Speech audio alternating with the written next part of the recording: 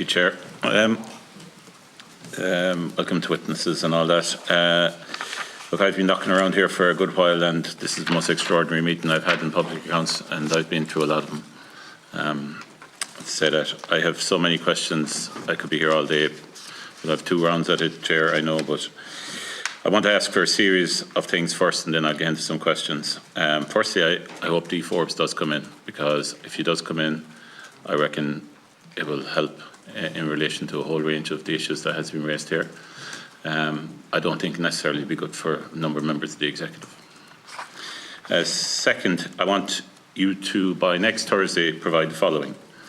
A copy of all bank accounts from RTE, all bank accounts, and where they are, where they're located, and also how often that they're reconciled.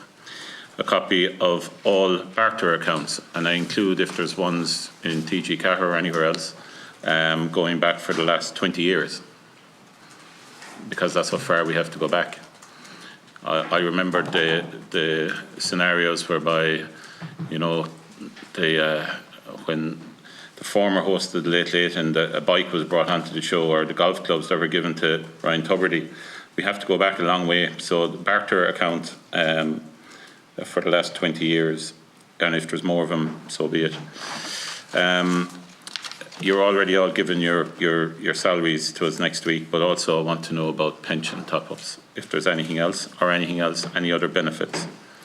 In relation to brand ambassadors / car payments, etc., when did car payments come in, or any other form of payments to supplement people's incomes? A former colleague of ours, Tommy Bruin, brought up cars going to RTE Stars in the Dáil in 2005. That'll tell you how far back we're looking at. So when did they come in? Also want a full audit over the last, let's just say, 5 years of appearances by the top 20 PED stars in RTE on shows that they were not running themselves, or not involved in themselves. Because this cross-fertilisation also is valuable. And we need to find out what was going on. Was this part of any deal, etc.? Can we get a full list of all talent agents that have done contracts with RTE? Do any of these talent agents have any shares or ownership of any shows that have been contracted by RTE? Provide a full audited list of all of that. In relation to the barter accounts, and you've listed out some of the issues in relation to tickets, etc., Champions League finals, rugby. I note that the former head of RTE News and Current Affairs was at the Champions League final in 2019. It's up publicly, that's the only reason I can say it. But can we get a full list of all payments, all tickets, and where they were divulged to? Now, I want to get into some core questions, and I appreciate short, sharp answers. I'm not trying to be rude, it's just I don't have much time. I think I'm the only person in here in this committee who is a former minister.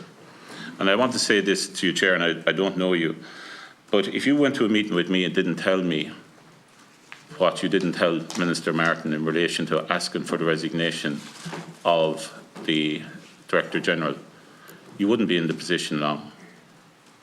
I don't think any minister would put up with that, and I don't expect this minister to put up with it. That is information you have to tell a minister. I went through some of the most difficult things as a minister during my period, and that is something you would have to tell the minister. I would like to ask the previous chair, in her opinion, would she have told the minister?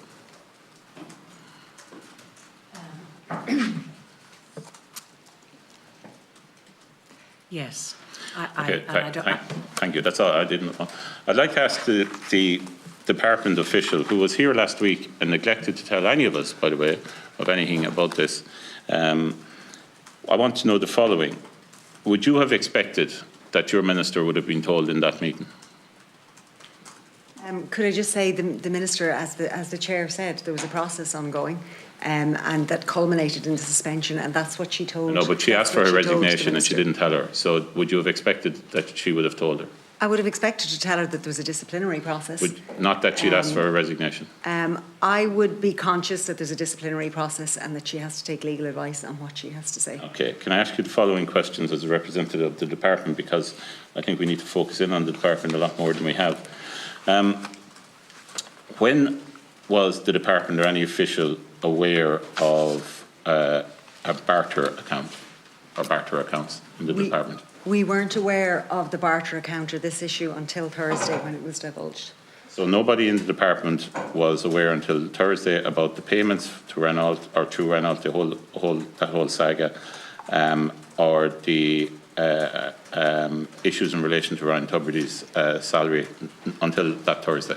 No, we were aware that there was an issue pending. Obviously, When did you become aware and in what context? We were aware back in March that we had been informed that an issue had arisen, the end of March, that an issue had arisen in the context of the audit, and that the Audit and Risk Committee had commissioned an external review, an independent external review. Okay, that's fine. I think the rest of it's on the record. I think the rest. Thanks very much.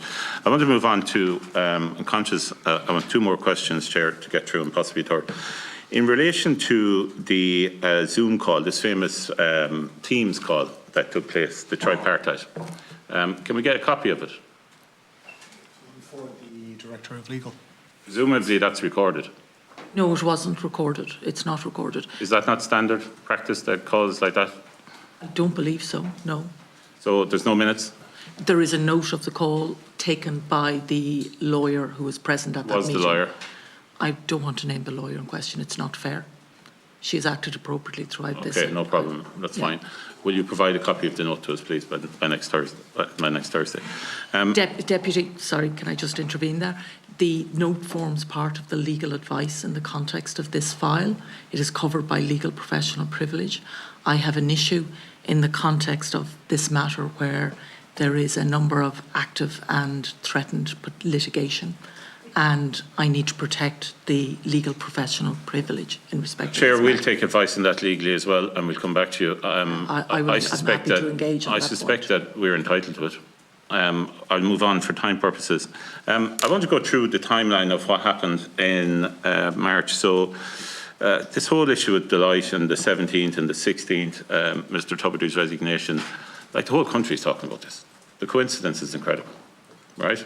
So I want to ask everybody in the room, is anybody aware of anyone who may have spoken to Mr. Tubridy or his agent or anyone belonging to him about what was coming down the line prior to March 16th when he announced he was finishing up with the Late Late Show? Anybody in the room aware of anything like that? Okay, that's fine. It seems incredible that there was a meeting on, so they rang on you became aware on the 7th, you informed the DG on the 8th, Mr. Tubridy said he was finishing up on the 16th, and then on Paddy's Day, and no issue with Deloitte, but on Paddy's Day, this meeting was called, right? In the statement by the RT board on the 23rd of the 6th, second paragraph says, later in the same week, members of the Audit and Risk Committee of the RT board were contacted by the auditors to alert them about concerns they had about a number of issues.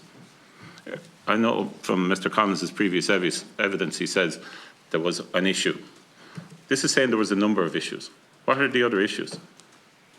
There were 2 invoices, and that's all they said to me, that there were 2 invoices that they were looking into. So I went directly, another member of the Audit and Risk had a call with the people in Deloitte on the 18th, and then on the 21st we had a wider meeting of the entire ARC group, and that's what started off the procedure of me getting the terms and reference ready for Grant Thornton, which went out.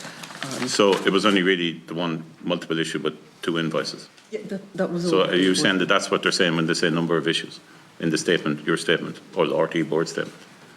I was only aware of them saying to me that there were 2 Mr. Collins, invoices. same? Same, yeah. Okay. Certainly after the audit, there was only one Okay, issue. only one issue. Other question.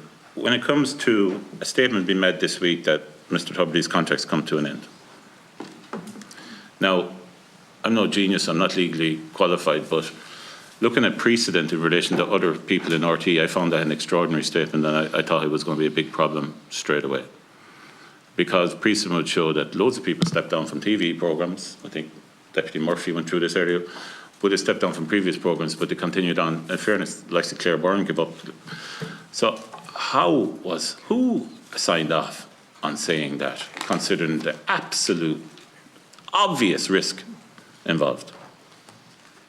In terms of that, what I said to the Joint Oireachtas Committee yesterday was that his television and radio contract had come to an end at the end of May. There were negotiations around a radio-only contract, and those negotiations have been suspended. Okay, That was it. It seems to have got a bit confused with the determination of the contract which was negotiated between 2020 and 25. I think you've got serious issues. One final question in relation to the new presenter's salary. In fairness, he asked for it to be. Were there any changes made to the remuneration that was agreed with him versus what was announced in the last 24 hours? Were there any changes made in the last week or so in relation to that? And if so, what were they? Yeah, so Patrick Keelty, so his announcement today was 250 and I think 20,000 for pilots. So in the original contract that the chair would have seen, that would have been provided by the CFO, there was 50,000 euros, I think, of expenses. Is that right? Yeah, just under 50. Yeah. So the drop is 30,000. It's 50 actually. So Patrick Keelty has waived the 50,000. So just to be clear, Yeah. so he 250, he's getting 20 for pre-production. Yeah, I presume exactly. that's all that sort of stuff. Yeah. And he's waived 50,000 of what? Fees of expenses. Okay, thank you. Travel expenses. Yeah. Thank you. Could we just ask, just in relation to the legal privilege that you mentioned, that could we ask RT to consider waiving that in relation to that document? Please. I don't think I'm in a position to do that, Chair. I'm happy to be here. I'm happy to answer questions as best I can within the confines of dealing with that legal privilege. But there are very significant legal issues around that. And in fairness, I had anticipated that this question would arise. I sought legal advice, external legal advice on it last night, and I got strong legal advice on the point. Deputy Murphy.